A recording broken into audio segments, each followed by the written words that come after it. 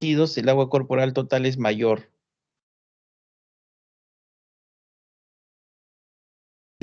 El agua corporal es mayor en los niños, ¿ya? En los ancianos es menor. Pero acá vamos este 60% es en un adulto normal. De este 60%, el 40% corresponde al intracelular, el 15% al intersticial y el 5% al intravascular. Esto siempre debemos tener en cuenta. Esta pregunta del examen, este cuadrito ya. Acuérdense. Siguiente.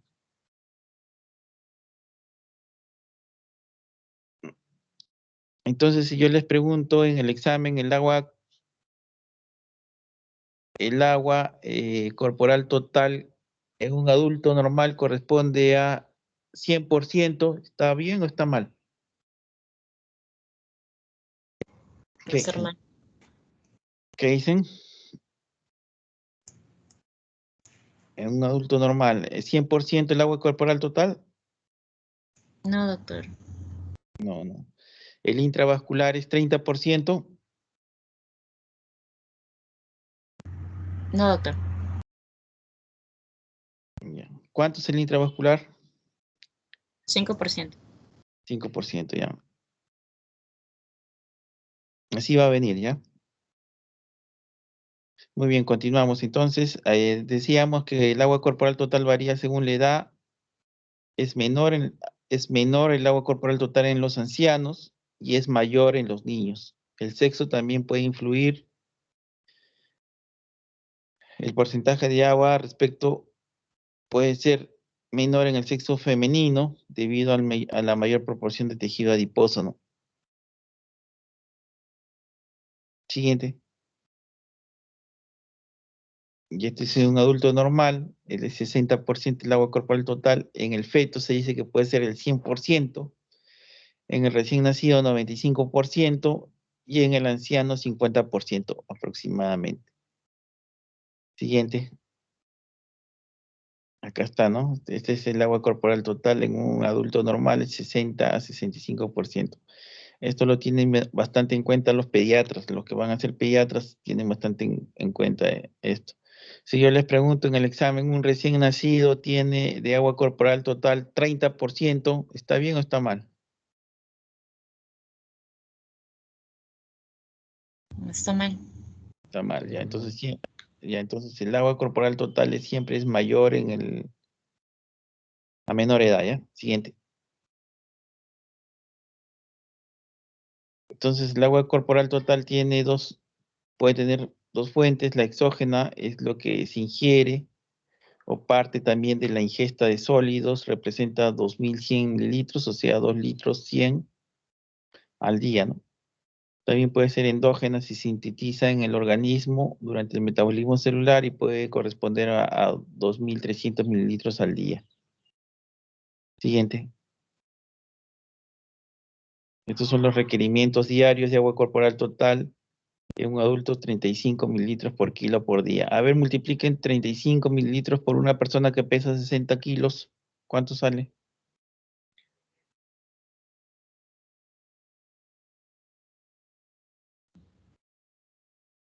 2100 mililitros. ¿Cuánto? 2100 mililitros. Claro, entonces eso es el agua corporal total que va a requerir el paciente, ¿no? Al día, más o menos. Siguiente. Este es un fenómeno de osmosis. Debemos conocer este fenómeno de osmosis es importante porque la deshidratación y la alteración de estos electrolitos del sodio, sobre todo, el sodio, que es el soluto que tenemos en sangre predominante, su disminución o aumento va a producir este fenómeno de osmosis, ¿no? Y también del agua, ¿no? Y estas variaciones del sodio y del agua van a repercutir a nivel del sistema nervioso central, a nivel del cerebro. Entonces, y también de todas las células, principalmente, también esto se ve en los glóbulos rojos, ¿no? Entonces la osmosis, por ejemplo, tenemos acá los puntos rojos. Los puntos rojos corresponden al soluto, que puede ser el sodio, ¿ya? Vemos que en el frasco que es morado hay más solutos, más puntos rojos, ¿ven? Hay más puntos rojos en el frasco morado y menos puntos rojos, o sea, menos sodio hay en el frasco azul, ¿no? Ya. El agua está igual en ambos lados, pero el agua se va a desplazar de la zona donde hay menor cantidad de solutos hacia la zona donde hay mayor cantidad de solutos. O sea, de la menor cantidad de solutos, que es el azul, la flecha negra indica el desplazamiento del agua. El agua se está desplazando hacia donde hay mayor cantidad de solutos, hay una mayor concentración, hay mayor osmolaridad. Entonces, hacia ahí se desplaza el agua para establecer un equilibrio. Eso se denomina el fenómeno de osmosis. ¿Ya? Siguiente. Entonces, ese fenómeno de osmosis puede producir alteraciones en la célula, ¿no? En la célula. Por ejemplo, normalmente tenemos un equilibrio entre el intra y el extracelular. Entre el sodio, el potasio, el agua, está en un equilibrio por la bomba sodio-potasio ATPasa, ¿no? Bomba sodio, 3 sodios y 2 potasios, ¿no? Esa es la que está en la membrana celular de todas las células. Esa bomba mantiene un equilibrio, pero cuando el agua se rompe ese equilibrio y el agua se desplaza al intracelular, puede producir, sucede cuando en el extracelular es un medio hipotónico, ¿no? Cuando en el extracelular hay un medio hipotónico, el agua se desplaza al intracelular y genera edema celular, ¿ya? Cuando el extracelular es hipotónico. Y cuando el extracelular es hipotónico, cuando tenemos, por ejemplo, el valor del sodio normal en sangre es de 135 a 145 equivalentes. Por ejemplo, cuando tenemos sodio en 110, sodios bajos, el agua se desplaza al intracelular y causa edema de células, edema celular, cuando el medio extracelular es hipotónico. Lo contrario sucede cuando el medio extracelular es hipertónico. Por ejemplo, tenemos un sodio de 170, 180. Vemos que el agua se desplaza del intracelular, se desplaza al extracelular y se produce una crenación. Siguiente. Entonces tenemos la deshidratación, viene a ser la pérdida que puede ser predominantemente de agua. Cuando la pérdida es predominantemente de agua, se denomina deshidratación hipertónica. Por ejemplo, sucede en la diuresis osmótica en los pacientes diabéticos. El aumento de la glucosa genera una diuresis osmótica. Y podemos encontrar sodio en 150 equivalentes, no sodio alto. También puede haber deshidratación hipotónica en la que se pierde más sodio que agua, y eso puede presentarse en la fiebre, en el ejercicio, y el sodio es menor de 130. Lo más común es que encontremos la deshidratación hipertónica, ¿no? Por pérdida de agua, en la diuresis osmótica, en las diarreas, en la deshidratación, lo que vamos a encontrar es una deshidratación predominantemente hipertónica. Siguiente. Entonces, la deshidratación hipertónica, como ustedes ven en el vaso, hay bastantes puntos azules afuera de la célula. Entonces, eso va a llevar que se desplace el agua del intracelular al extra, y eso produce una crenación del eritrocito, en este caso que está en el vaso, ¿no? Siguiente. Entonces, estas son las manifestaciones de la deshidratación hipertónica. Vemos una palidez de la piel, como está ahí en ese talón que está examinando. Vemos unas líneas azuladas, violáceas, se denominan líneas lívido-reticulares, son signos de hipoperfusión tisular. Ya a nivel cerebral vemos el niño, esto generalmente ocasiona cambios en la población pediátrica, ¿no? Vemos un niño con un trastorno del sensorio, porque esta deshidratación hipertónica produce una alteración neurológica también, por este juego en la osmosis, ¿no? Y puede producir hasta aumento del tono muscular, tipo una tetania, ¿no? Vemos ahí en el dorso de la mano cómo está este niño, ¿no? Siguiente. Entonces, estas son las causas de deshidratación hipertónica: la diabetes, el coma hiperosmolar, la tirotoxicosis, pérdidas de soluciones hipotónicas, las diarreas acuosas, ¿no? La diálisis también puede producir esto. La diálisis peritoneal con soluciones hipertónicas. Entonces, esos son los estados que pueden llevar a esta deshidratación hipertónica, ¿no? Siguiente. Igual, ahora vemos la deshidratación hipotónica. Sucede lo contrario. Vemos en el extracelular que hay pocos puntos azules, o sea, hay poco soluto, poco sodio, y vemos más puntos azules, más solutos, mayor concentración de solutos en el intracelular. Entonces el agua se desplaza hacia el intracelular, a donde hay más concentración de solutos, y eso produce un edema del celular, ¿no? Eso se ve en las soluciones hipotónicas o cuando hay situaciones de hiponatremia, ¿no? Siguiente. Acá vemos las deshidrataciones hipotónicas. Siguiente. Las causas, ¿no? Siguiente. Entonces ahora vamos a hablar de los trastornos del sodio. Más o menos ya tenemos una idea.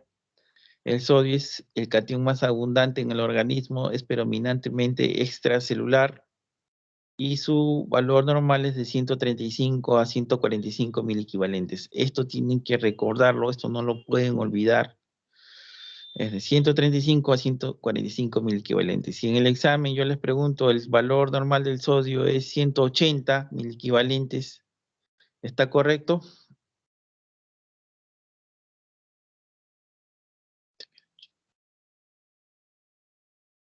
¿Qué dicen, doctores?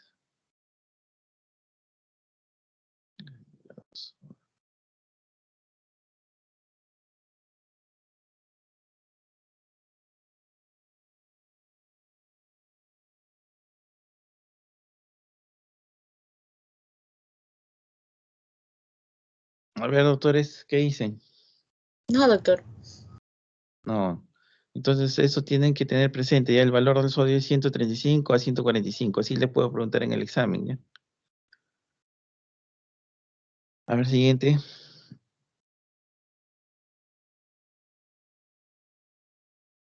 Entonces, hay dos situaciones en la alteración del sodio, que puede presentar hiponatremia, que es una indicativa que hay un aumento de agua corporal, y puede presentarse también hipernatremia, que hay una disminución del agua corporal, ¿ya? Estas son las situaciones que se pueden presentar. Las manifestaciones clínicas del sodio se manifiestan principalmente a nivel neurológico, por favor, eso no se olviden. Las manifestaciones de las alteraciones del sodio y las implicaciones que pueden producir la muerte, más que todo, se manifiestan a nivel neurológico. ¿Ya? Siguiente. Entonces vamos a hablar de la hiponatremia. Siguiente. Entonces anoten, por favor, la hiponatremia lo que va a producir es edema cerebral. Eso, por favor, no se olviden. Esta es pregunta en el examen. La hiponatremia va a producir un aumento del riesgo de edema cerebral. ¿Ya? Y se produce cuando los valores son por debajo de 135 mil equivalentes en plasma. Por debajo de 135 mil equivalentes en plasma, estamos planteando el diagnóstico de una hiponatremia. La hiponatremia nos indica retención de agua, retención de hídrica, ¿no? Eso nos indica retención de agua, y eso puede diluir el sodio. Entonces el sodio baja y puede bajar hasta menos de 135 mil equivalentes, y eso puede llevar al edema cerebral. ¿Ya? Las neuronas se hinchan, produce inclusive ese edema cerebral hipertensión endocraniana, puede producir enclavamiento del uncus y las amígdalas cerebelosas, ¿no? Una hernia de las amígdalas cerebelosas y pues una hernia de uncus, ¿no? Y eso lleva al paro, ¿no? Siguiente.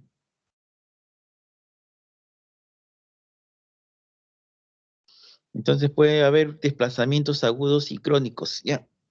Pero lo que me interesa acá es que sepan pues que la hiponatremia se produce cuando el valor del sodio es menor de 135 miliequivalentes y que puede producir edema cerebral, hipertensión endocraniana, hernia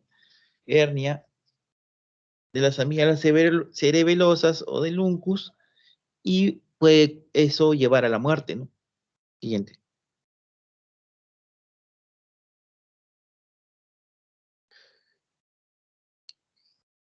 Esto hay que tener en cuenta lo que les he mencionado. También se puede calcular la osmolaridad para determinar si estamos ante una hiponatremia verdadera o falsa.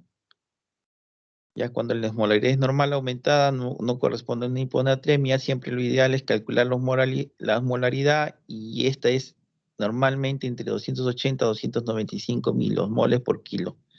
Y esta es la fórmula que nos ayuda a calcularla, ¿no? Siempre tener en cuenta. Siguiente.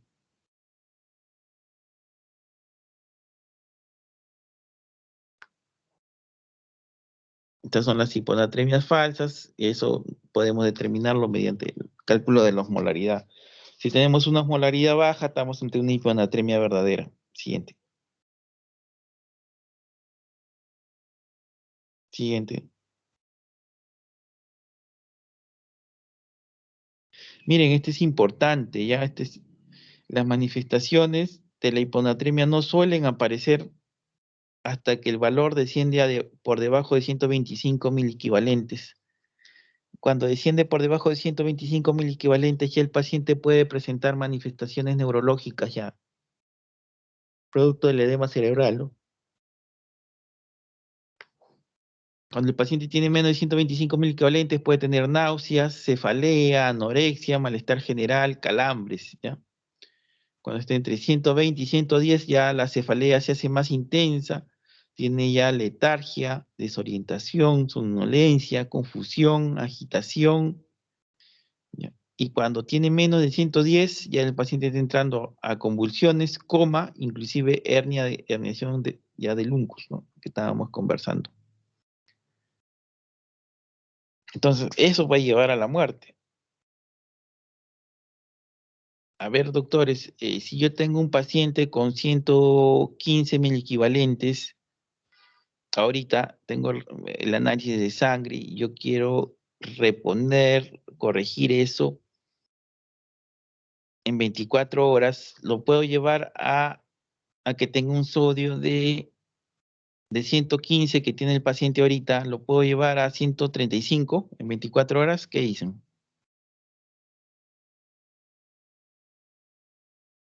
Estoy ya tratándolo ya.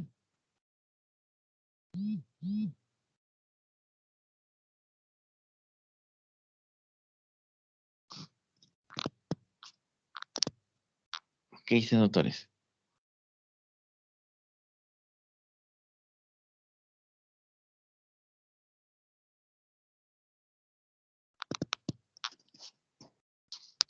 Miren, el sodio, cuando yo quiero tratar a estos pacientes que tienen sodio en 115, dije, ¿no? Teníamos un paciente con un sodio en 115 y quiero tratarlo al paciente, doy una solución hipertónica. Pero estos pacientes que tienen estas hiponatremias por debajo de 125, siempre idealmente es hospitalizarlo en una unidad de cuidados intensivos o una unidad de cuidados intermedios.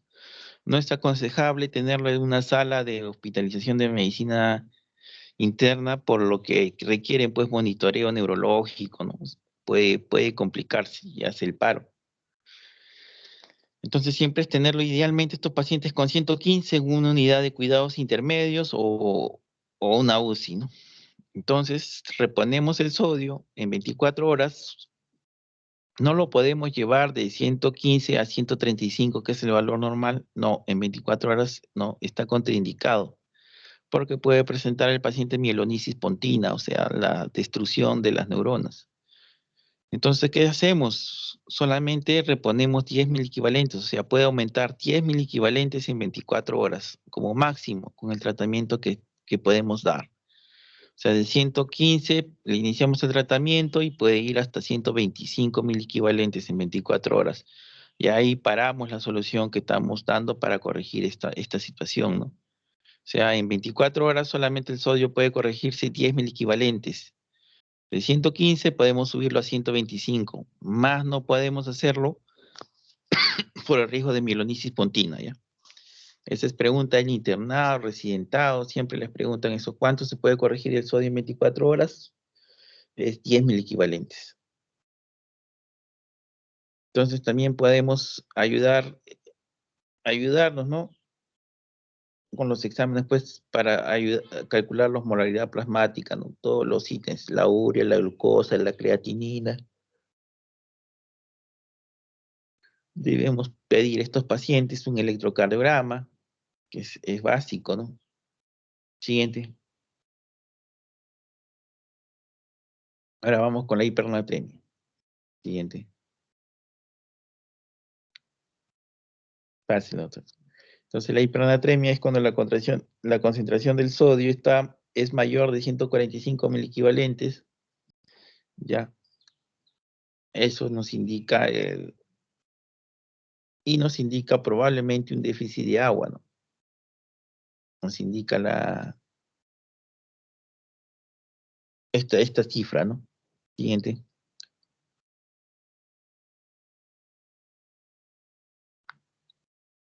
Entonces la causa principal de la hipernatremia es la pérdida de agua. Ya es la principal causa, por favor, eso no olviden, eso puedo preguntarle en el examen. Siguiente.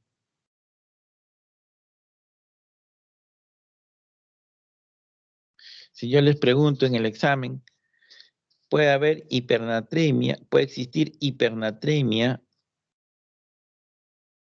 en un paciente que tiene una diarrea acuosa de 3 días de evolución, ¿verdadero o falso?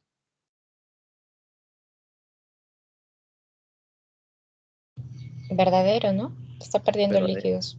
Está perdiendo líquido. Si yo les pregunto, ¿puede haber una hipernatremia en un paciente que tiene insuficiencia cardíaca congestiva, que está en oligoanuria, que no orina? No, está reteniendo líquido. Está reteniendo líquido. Entonces, ¿puede haber hipernatremia ahí? Si está reteniendo líquido. No, no puede haber hipernatremia, no está con retención de agua. Entonces, así les puedo preguntar en el examen ya. Siguiente. Entonces, igual, aplica la misma regla. Yo tengo un paciente con hipernatremia, tengo un paciente que tiene 180.000 equivalentes. 180 tiene ahorita mi paciente. Y quiero corregirlo. ¿Hasta cuánto lo puedo llevar en 24 horas? ¿Lo puedo llevar de 180 a 135? ¿O a 145? ¿Qué dicen? A ver. A 145, doctor. ¿No se aplica la misma regla, solamente 10.000 equivalentes? A ver, por eso les pregunto, a ver, ¿qué dicen? Sí, doctora, 145 sería en este caso, ¿no? Yo No, creo que no. se aplica la misma regla. Igual, de 180 no lo puedo variar a 145, sino hace de mielonisis pontinas. Por ese juego de la osmosis, pues, ¿no? Se destruye la neurona, entonces hace mielonisis pontina. Solamente tengo que llevarlo de 180 a 170.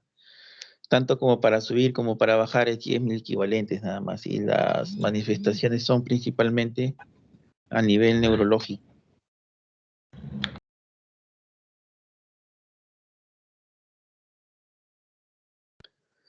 La principal manifestación clínica inicial de estos pacientes es la SEC. el paciente empieza con SEC. Ese es el síntoma principal que va a presentar este paciente, ¿no? Ya luego, cuando tiene 180 de sodio, ya va a tener letargia, puede llegar al coma, puede estar irritable, todas esas cosas, ¿no? Siguiente.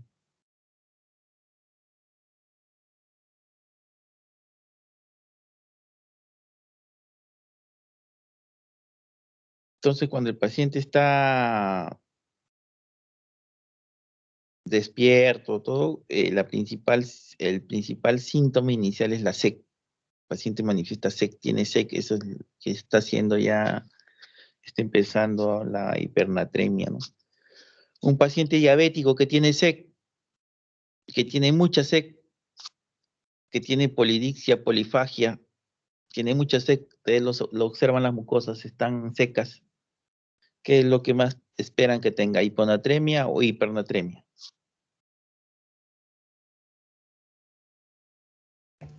Hipernatremia, doctor. Hipernatremia, pues, ya.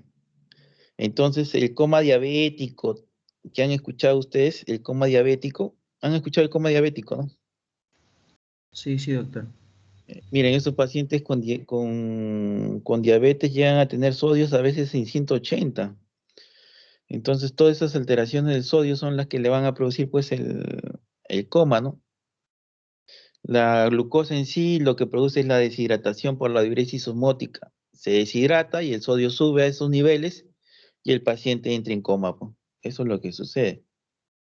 Entonces ahí ya cuando va al coma ya está en esos niveles, y idealmente es que tenga una UCI para que se le corrija así progresivamente el sodio, como les he mencionado. El paciente está en letargia, en coma, puede hasta convulsionar. Siguiente.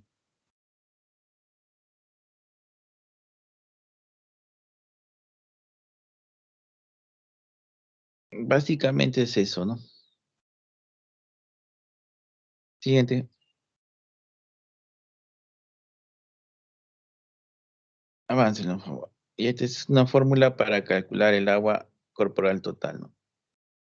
Cuando tenemos hipernatremia, lo que damos, cuando tenemos un paciente con 180 de sodio, lo que damos son soluciones hipotónicas. Las soluciones hipotónicas son la destroza al 5% con un hipersodio y un calium, son soluciones hipotónicas, ¿no? Otra solución hipotónica es la solución al medio normal, que es agua destilada con un hipersodio, ¿no? Esa es la solución al medio normal.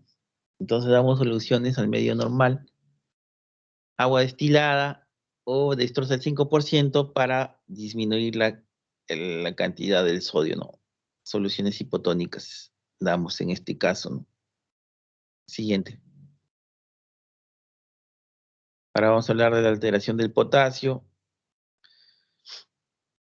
Así como dijimos que el sodio, las principales manifestaciones clínicas son a nivel neurológico, las manifestaciones del potasio, las principales son a nivel cardíaco, ¿ya? Las principales manifestaciones son a nivel cardíaco. El potasio es preeminentemente intracelular. Siguiente. Entonces, esto quiero que olviden lo que está acá abajo en verde, cuánto es el valor normal del potasio, eso no deben olvidarlo nunca. El valor normal del potasio es de 3.5 a 5.5 miliequivalentes, otros mencionan a 5 miliequivalentes, ¿no? Pero ese es el valor normal, ¿ya? Si yo les digo en el examen, el valor normal del potasio es 9 en sangre, ¿está bien o está mal? Está mal. Ya, listo, eso no se olviden, ¿ah? Avanzamos. Estos son los factores principales. Miren, el paciente con insuficiencia renal va a tender, es un paciente que tiende a retener potasio, ¿ya? Paciente que tiene depuración de creatina, tasa de filtración glomerular en 15, en 30, en 50, siempre va a tener potasio, tiende a tener potasio alto, ¿ya? Eso siempre no se olviden, ¿ya? El paciente con insuficiencia renal El principal problema es que se va a subir el potasio, inclusive cuando el potasio se eleva y produce manifestaciones cardíacas, ya es indicación de diálisis, ¿no? Y cómo nos damos cuenta que el paciente con hiperpotasemia está produciendo cambios a nivel cardíaco con el electrocardiograma.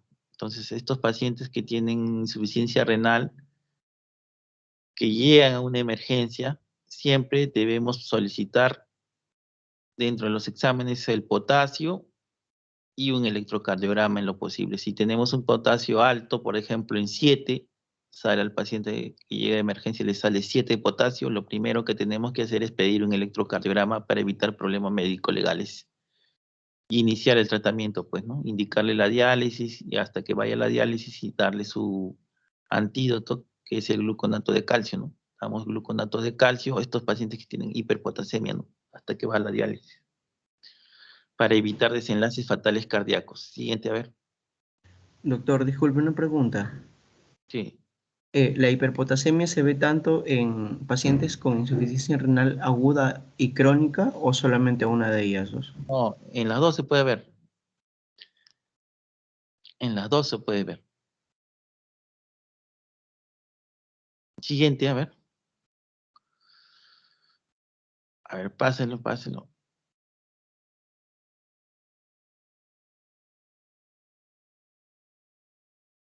Creo que nos adelantamos, ¿no? Ya, entonces, como les decía, el principal problema de la hiperpotasemia es a nivel cardíaco. Entonces, ¿qué produce la hiperpotasemia a nivel cardíaco? Cuando tengo un paciente con insuficiencia renal que está en 8 de potasio, lo primero que va a repercutir son nuestras funciones vitales, y dentro de las funciones vitales, el paciente lo vamos a encontrar con bradicardia, bradicárdico. Va a tener 30 de frecuencia cardíaca, 40 de frecuencia cardíaca. Eso nos indica que el paciente puede morir ya por ese potasio alto. Entonces tiene que entrar a la diálisis urgente, urgente, tiene que entrar a la diálisis. Tomamos el electrocardiograma a ese paciente y encontramos un bloqueo auriculoventricular de tercer grado, un bloqueo completo. Entonces, eso es lo que produce el potasio alto. El potasio alto puede producir paro cardíaco, puede producir bradicardia severa. Cuando los pacientes cardíacos entran a la sala de operaciones para ser operados, ¿no? La cardioplegia, o sea, la sustancia que se utiliza, tiene altas cantidades de potasio. Entonces, ese es el peligro, ¿no? Es el peligro de estos pacientes, que los pacientes con hiperpotasemia pueden hacer, pues, la bradicardia y hacen el paro, ¿no?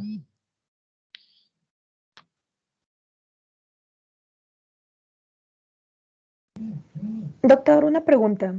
Sí. En pacientes con disminución de potasio también hay lo que es la, la pérdida de o sea, de las extremidades, ¿no? O sea, no comienzan a sentirlo.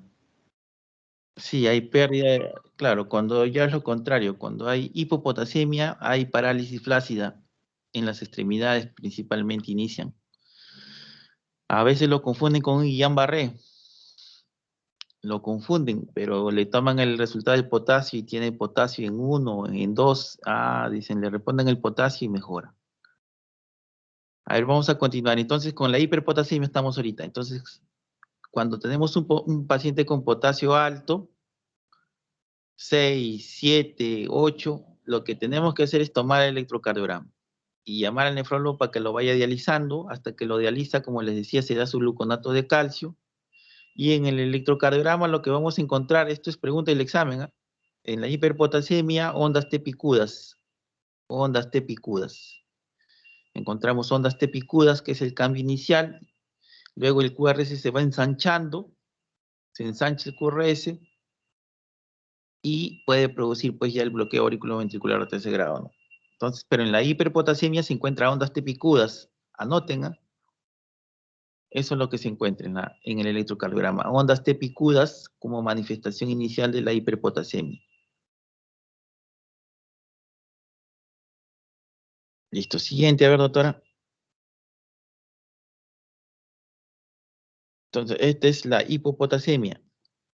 La hipopotasemia es cuando el potasio tiene menor de 3.5 miliequivalentes. Y esto ya básicamente produce manifestaciones a nivel del músculo esquelético, ¿no? Produce parálisis muscular, tanto del músculo esquelético motor como del músculo respiratorio. Ese es el problema, ¿no? El diafragma no ventila bien, los músculos intercostales tampoco trabajan bien. Entonces, por ejemplo, en los pacientes que están en UCI, para sacarlos del ventilador, tiene que estar el potasio normal. Si tiene un potasio, por decir, de 2 miliequivalentes o de 1, no lo pueden sacar del ventilador, porque el paciente va a fracasar al destete, ¿no? Pero la manifestación clínica es lo que mencionaba también la doctora, su compañera, que es una parálisis muscular, pérdida de la fuerza muscular, ¿no? Siguiente. Y ahí tenemos la clasificación. Siguiente. Estas son las causas. Vamos a pasar a lo siguiente. Al final creo que están los electros.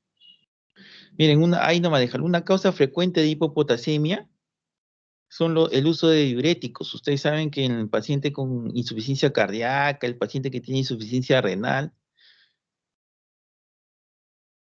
en algunos casos se utilizan diuréticos, la furosemida, el diurético de asa. El principal efecto adverso del diurético de asa de la furosemida es que baja el potasio. Paciente, por ejemplo, tenemos un paciente que viene a la consulta y dice, tomo hace 6 meses furosemida y me da calambre en las piernas. Tiene calambre en las piernas. Es porque el potasio muy probable esté bajo, ¿no?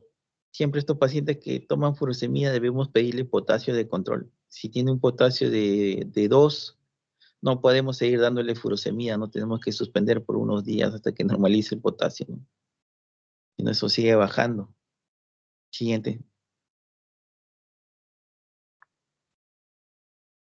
Hay fármacos también que se mencionan acá que pueden bajar el potasio, ¿no? Los broncodilatadores, la insulina, ¿no? Siguiente.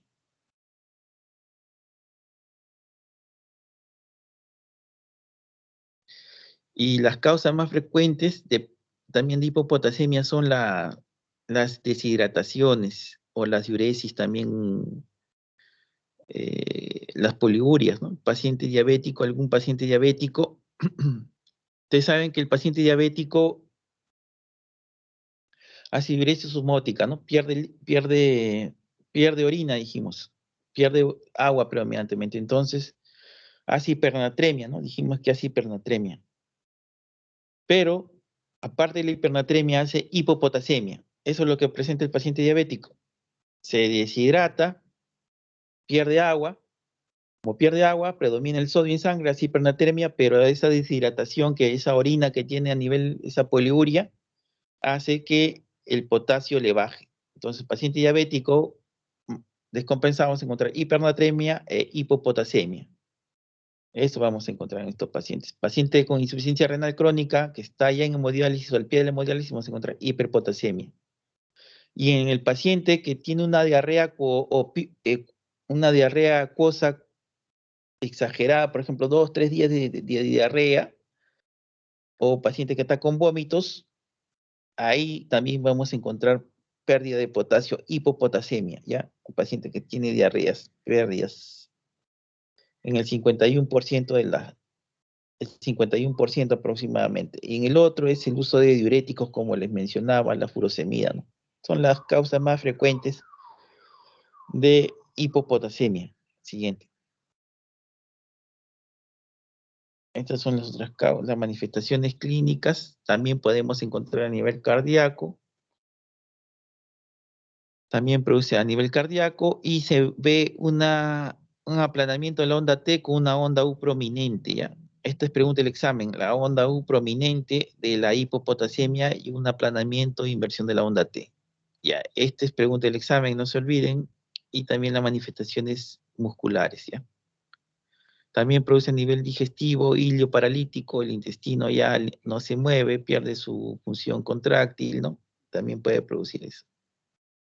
Entonces, esto de la onda U es pregunta del examen de la hipopotasemia en el electrocardiograma. Siguiente.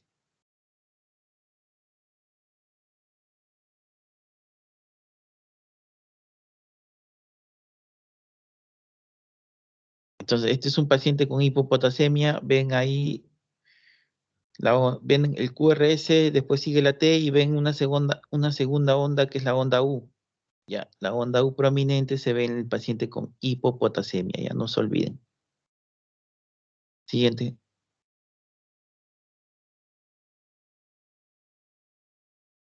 Entonces debemos reponer el potasio, siempre eso debemos tener en cuenta. El calium trae 27 mil equivalentes aproximadamente. Los libros dicen que no se debe reponer más de 40 mil equivalentes en una hora y 60 mil equivalentes en 24 horas. Es lo que manifiestan. Particularmente yo recomiendo reponer el sodio máximo unos 40 mil equivalentes, o sea que son 2 ampollas de calium más o menos al día, ¿no? Si ustedes escuchan que un paciente les ponen 4 ampollas de calium en un día, ¿estaría correcto? No, no, doctor. No, claro. Ya, siguiente.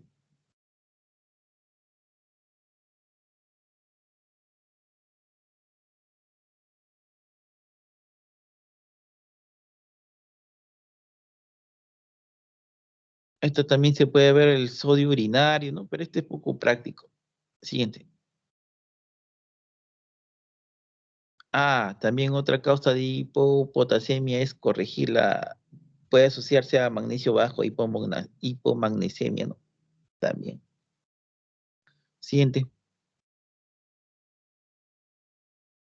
Ahí tenemos la hiperpotasemia, ¿no? Cuando el potasio es por encima de 5.5 mil equivalentes, como ya habíamos comentado. Siguiente.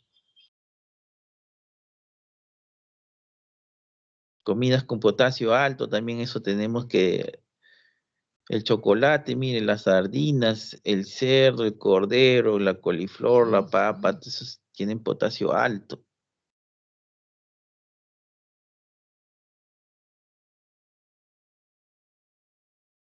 Ya. A ver, aváncenlo, a ver, doctor.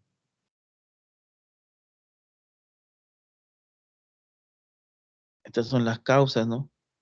Se cortó. A ver, preséntelo de nuevo. Estas son las causas de potasio, ¿no? Alto. La acidosis, las transfusiones de sangre en un paciente renal. Por eso que las transfusiones en los pacientes renales se hace intradiálisis, pues. Paciente que tenga insuficiencia renal, en diálisis, tiene 5 de hemoglobina y yo quiero transfundir sangre, tengo que hacerlo en intradiálisis porque si lo hago, ustedes saben que la diálisis cada 3 días en promedio, ¿no? Si le transfundo sangre y demora la diálisis en 3 días, ahí hace el paciente hiperpotasemia y se muere, ¿no? Entonces las diálisis en estos pacientes de preferencia son intradiálisis. Siguiente. Las transfusiones de sangre son intradiálisis.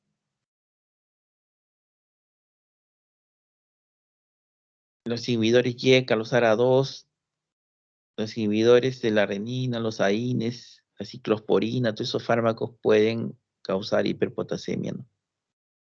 Siguiente.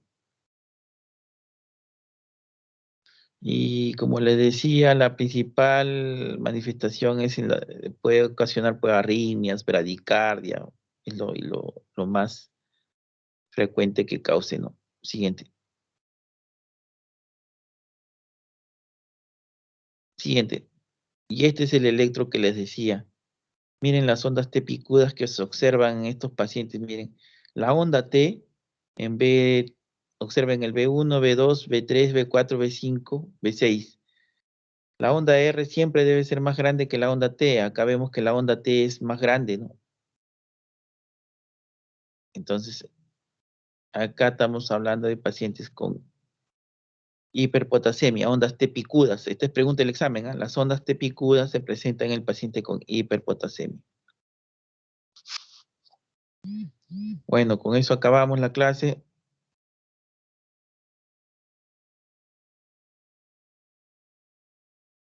No sé si hay alguna pregunta.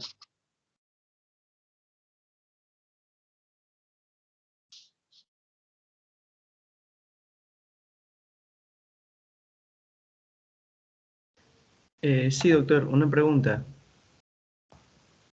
Sí, doctor, sí. Tanto la reposición como la disminución del potasio en los pacientes también es de 10, de 10 en 10. No, acá no, pues si acá estamos hablando que el valor normal del potasio es de 3.5 a 5.5 equivalentes.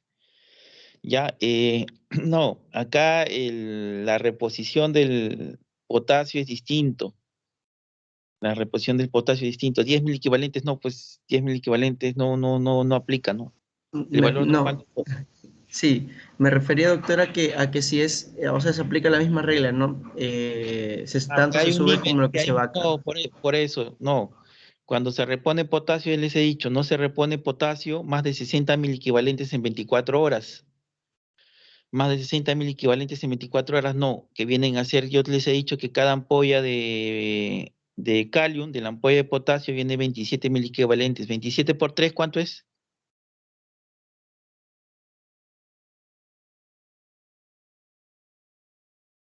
En 24 horas no se repone. 81. Ya, no se repone más de 60 equivalentes. ¿Ah? No se repone más de 60 equivalentes en 24 horas. Dos ampollas, ¿cuánto es? 54. Ya, entonces, ese es dos ampollas. Eso es lo que les dije en la clase, ¿no? Y más de 40 equivalentes en una hora tampoco no se administra. O sea, que te pongan dos ampollas de calium en una hora, ¿está bien? No. No. Solamente se debe poner una ampolla nada más de 27 equivalentes y se pone en un reto que debe durar en pasar 3 a 4 horas, así se coloca, ¿ya?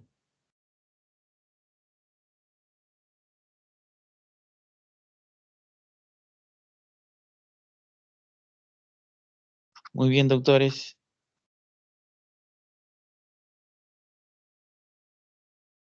Si no hay ninguna otra pregunta, me despido. Gracias por su atención. No se olviden que les voy a preguntar solo lo que les he dicho, ¿ya? Gracias, doctor. Ya, hasta luego. Muchas Hasta gracias. luego. Gracias, Ya, doctor. hasta luego, doctores.